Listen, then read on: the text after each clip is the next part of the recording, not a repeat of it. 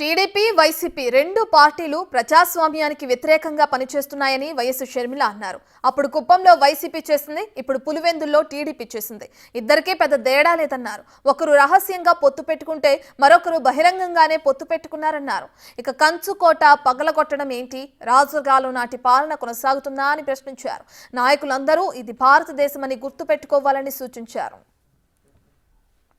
ఏదైతే కుప్పంలో వైసీపీ చేశారో అదే పులివెందల్లో చేశారు. ఇద్దరికి పెద్ద తేడా లేదు. కుప్పంలో ఎలాగైతే ప్రజాస్వామ్యాన్ని కూని చేసి ఆ రోజు వైసీపీ అధికారంలోకి వచ్చిందో, ఈరోజు కడప జిల్లాలో కూడా పులివెందల్లో కూడా అదే టీడీపీ చేసింది.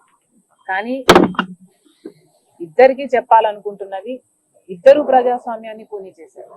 టీడీపీ అయినా వైసీపీ అయినా ఇద్దరికి పెద్ద తేడా లేదు. అందుకే చెప్తున్నా, వీళ్ళందరూ మోడీతో అలాగే ఉన్నారు. ఏదో ఒక రకంగా చంద్రబాబు గారు అయితే బహిరంగంగానే కూటమి కట్టారు. కానీ జగన్మోహన్ రెడ్డి గారు ఏమీ తక్కువ తినలేదు. ఈయన రహస్యంగా కూటమి కట్టారు. అంతే తేడా. వీళ్ళందరూ మోడీ కోసం పనిచేస్తున్న వాళ్ళే.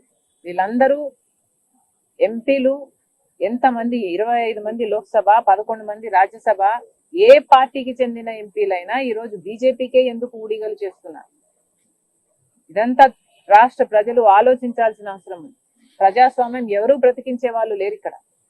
కాబట్టే చెప్తున్నాం, కాంగ్రెస్ పార్టీ పుంజుకోవాల్సిన అవసరం ఉంది. కాంగ్రెస్ పార్టీ బలపడాల్సిన అవసరం ఉంది.